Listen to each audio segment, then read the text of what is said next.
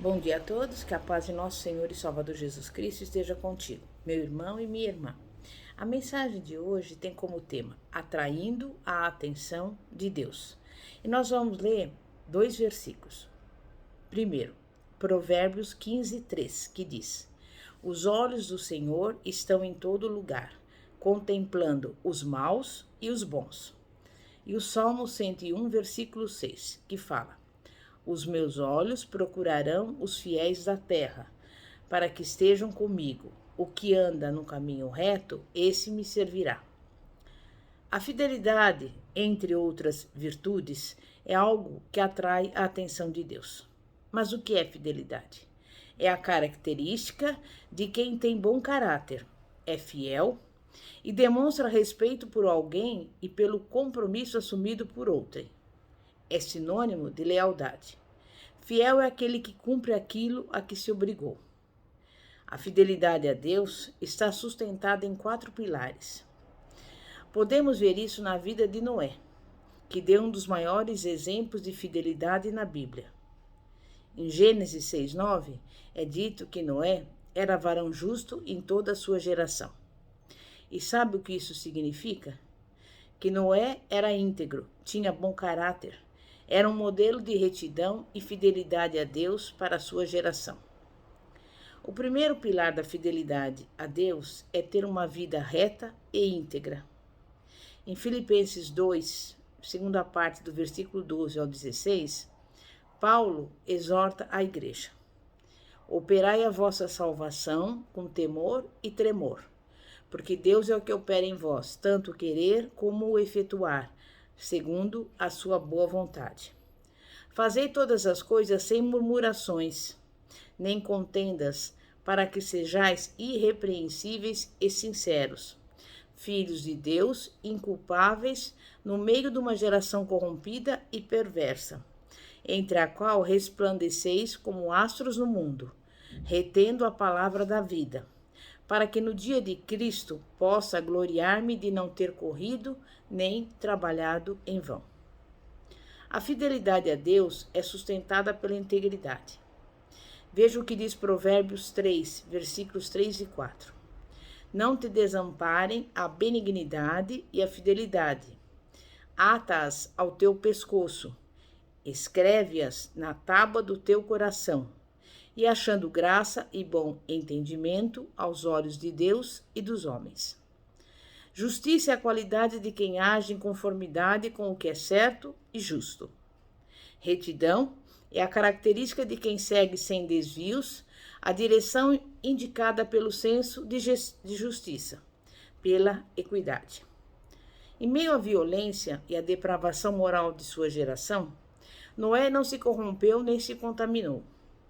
Ele permaneceu íntegro e achou graça aos olhos do Senhor, o que resultou em salvação. O Senhor revelou a Noé que a terra seria destruída com um grande dilúvio. Instruiu-o a construir uma arca para salvar-se das águas e a ser um pregoeiro da justiça.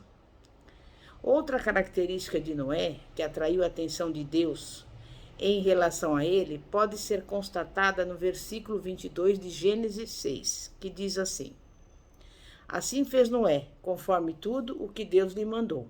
Assim o fez. Noé não obedeceu ao Senhor em alguns aspectos. Ele acatou integralmente a vontade e as instruções de Deus. A fidelidade a Deus é sustentada pela obediência a Ele e às suas leis. Se alguém não obedece ao Senhor, não pode ser fiel a Ele. E se não é fiel a Ele, não se preocupará em lhe obedecer. E, consequentemente, não atrairá a atenção especial de Deus e nem será abençoado. A retidão, o temor ao Senhor e o nosso esforço por obedecer-lhe agradam a Deus e fazem-no voltar o seu olhar para nós.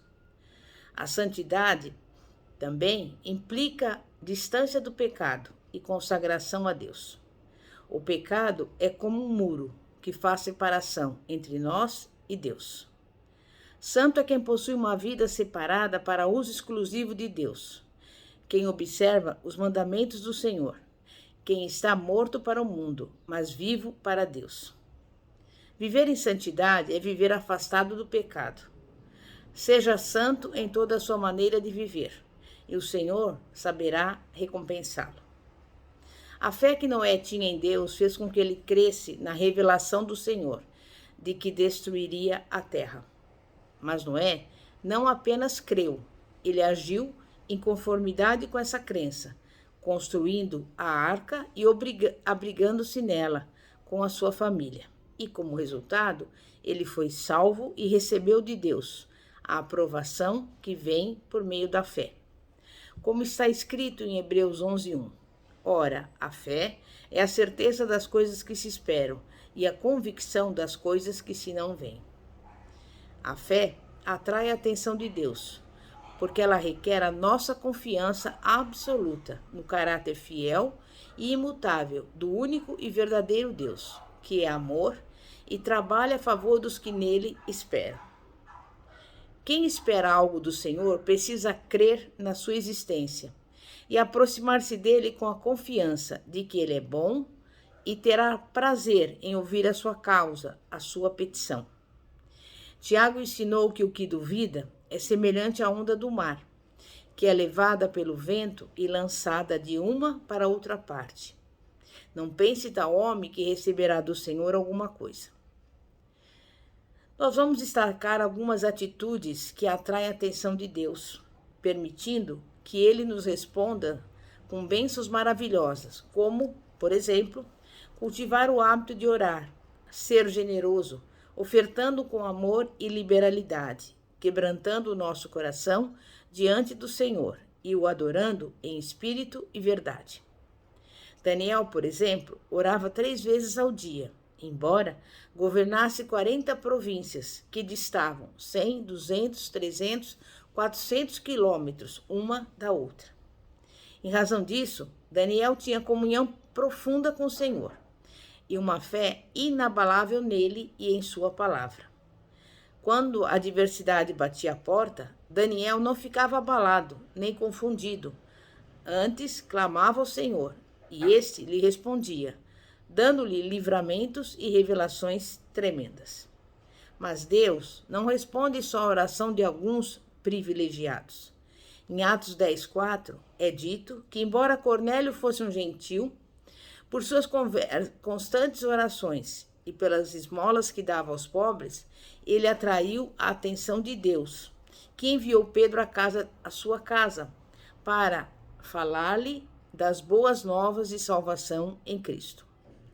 Cornélio não era judeu nem cristão, mas o Senhor atentou para a sinceridade dele e o recompensou com a oportunidade de salvação e de um relacionamento estreito com ele por intermédio de Cristo. Nossas petições a Deus precisam ser feitas em conformidade com a palavra e a vontade do Senhor. Não podem ser motivadas por egoísmo ou vingança. A oração atrai a atenção de Deus. Move o seu coração a nosso favor, no sentido de abrir a porta do impossível, dar a resposta, operar o milagre e nos trazer a vitória. Por isso, Paulo recomendou: orai sem cessar. Outra atitude nossa que atrai a atenção de Deus é a nossa liberalidade em relação àquilo que doamos a Ele, para a sua obra e por amor a Ele, para socorrer os aflitos. O Salmo 41, versículo 1 diz: Bem-aventurado é aquele que atende ao pobre, o Senhor o livrará no dia do mal. O Senhor o livrará e o conservará em vida. Será abençoado na terra e tu não entregarás à vontade de seus inimigos. Ser generoso toca o coração de Deus, porque Ele é generoso e sabe o que significa dar o melhor. Na Bíblia, há várias histórias que aludem à generosidade do Senhor, manifestada a homens e mulheres que tiveram prontidão e liberalidade em ofertar-lhe algo. Abraão não negou Isaque, o seu único filho, ao Senhor e tornou-se pai de uma grande nação. A viúva de Sarepta ofertou um bolo ao profeta Elias e foi alimentada durante todo o tempo de seca e escassez. Outra coisa que atrai a atenção de Deus é um coração quebrantado. O Salmo 51:17 diz: os sacrifícios para Deus são o espírito quebrantado, a um coração quebrantado e contrito. Não desprezarás, ó Deus. O rei Manassés cometia tanta impiedade e era tão perverso que chegou a oferecer crianças em holocausto a ídolos pagãos. E sabe o que Deus fez? Levantou a Síria, uma nação inimiga, para invadir Israel e levar cativo aquele rei. Manassés foi preso com grilhões e posto no cárcere inferior. Ali, ele se arrependeu e se humilhou muito diante do Senhor. Reconheceu que o Senhor era Deus. E Deus ouviu o clamor dele e o tirou do calabouço. E restituiu-lhe o reino por causa do coração quebrantado de Manassés. A humildade e o quebrantamento atraem a atenção de Deus. E essa foi a recomendação de Pedro. Revesti-vos de humildade, porque Deus resiste aos soberbos, mas dá graça aos humildes. Humilhai-vos, pois debaixo da potente mão de Deus, para que a seu tempo vos exalte, lançando sobre ele toda a vossa ansiedade, porque ele tem cuidado de vós. 1 Pedro, capítulo 5, dos versículos 5 a 7. A adoração também atrai a atenção de Deus. Adorar é prestar culto, é reconhecer o nosso Criador e Senhor como único e verdadeiro Deus. Louvar é reverenciar os atributos de Deus e enaltecer as suas qualidades maravilhosas. Por isso, nós temos que sempre ter em mente que é louvando o Senhor com palavras que enalteçam a sua grandeza, o seu poder e a sua glória, que expressem o nosso amor, a nossa reverência e a nossa admiração por Ele, que atraímos a atenção de Deus. O que a atenção de Deus, então, nos proporciona? A primeira coisa que o olhar especial de Deus nos proporciona é graça, o favor imerecido. O favor imerecido dele para conosco, trazendo-nos salvação e todas as bênçãos inerentes. Sendo Noé varão justo e reto em suas gerações, chamou a atenção de Deus, porque não adotou as mesmas práticas perversas dos seus contemporâneos. Antes permaneceu íntegro e achou graça aos olhos de Deus. E a graça proporcionou a Noé conhecimento sobre Deus e sobre o futuro, livramento, proteção, direção e bênçãos. Devemos também fazer como Noé, crer em Deus, guardar-nos do mal, dar crédito às revelações bíblicas, atentando para a salvação que nos é oferecida por Deus em Cristo e abrigando-nos nele, em que o Pai nos abençoou com toda a sorte de bênçãos espirituais nos lugares celestiais e nos deu vida plena e eterna. Tudo na Bíblia aponta para o plano da salvação em Cristo. Em Gênesis 4, versículos 4 e 5, é dito que Abel deu uma oferta a Deus dos primogênitos das suas ovelhas e atentou o Senhor para Abel e para sua oferta. Caim, o irmão de Abel, também havia ofertado, mas para Caim e para sua oferta não atentou. Tanto a qualidade da oferta como a reflexão e a motivação de Abel teriam feito com que o Senhor atentasse para ele e o abençoasse. É assim que ao longo de cada livro bíblico, Deus vai descortinando o seu plano de salvação para a humanidade e revelando-nos vários aspectos do seu Filho amado, que é o bom pastor e cuida das ovelhas e as conduz em segurança a pastos verdejantes. O servo sofredor, o cordeiro que tira o pecado do mundo, o sumo sacerdote perfeito e eterno, o Rei dos reis, o Senhor dos senhores, a quem ele sujeitou todas as coisas que estão nos céus e na terra. Em Êxodo 2, dos versículos 23 a 25, está escrito: E aconteceu, depois de muitos desses dias, morrendo o rei do Egito, que os filhos de Israel suspiraram por causa da servidão e clamaram.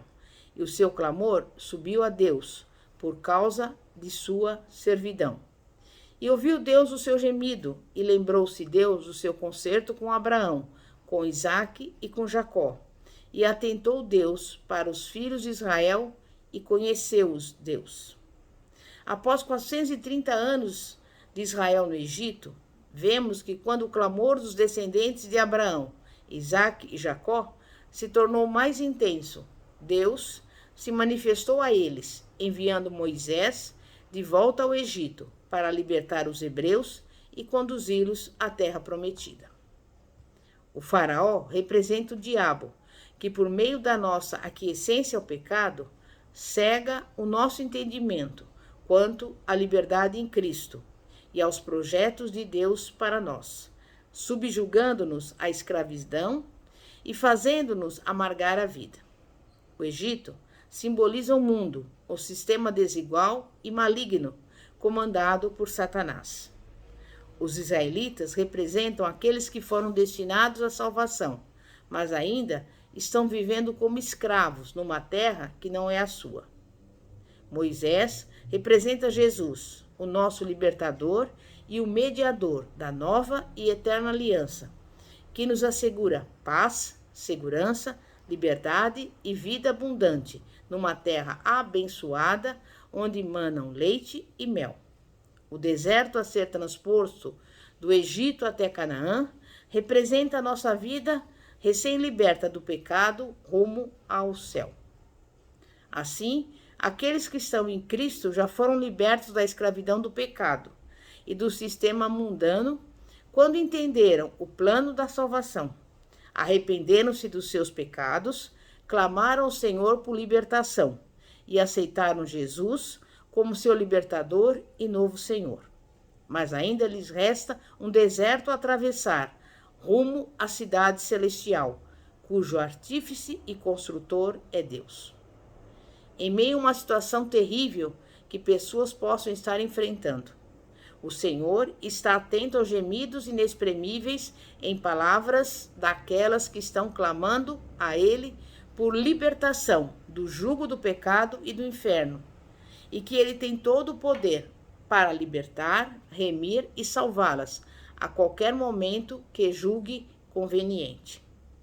Para libertar a humanidade do jugo pesado do inimigo e livrá-la da condenação eterna, Deus enviou seu próprio Filho para morrer em nosso lugar na cruz, a fim de que o nosso pecado fosse perdoado, a nossa culpa fosse expiada, o jugo de Satanás sobre nós fosse quebrado e fôssemos reconciliados com o Pai, passando a desfrutar de toda a sorte de bênçãos espirituais em Cristo, podendo viver como reis e sacerdotes num reino eterno de justiça, paz, alegria, amor, vida abundante, sem doenças, enfermidades, tristezas e pecado.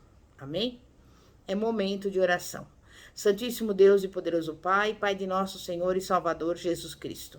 A cada dia procuramos ser fiéis ao Senhor e à sua palavra. Procuramos também servi-lo com zelo, com sinceridade, com temor e tremor, a fim de que possamos desfrutar da sua maravilhosa presença por toda a eternidade. E te pedimos neste momento que o Senhor venha nos visitar, a nossa casa, a nossa família, guardando-nos de todo mal, livrando-nos de toda a artimanha do inimigo. E desde já te agradecemos, porque sabemos, Pai, que para ti não haverá impossíveis, não haverá nada demasiadamente difícil. E neste dia já te agradecemos, em nome de Jesus. Glória a Deus. Aleluia.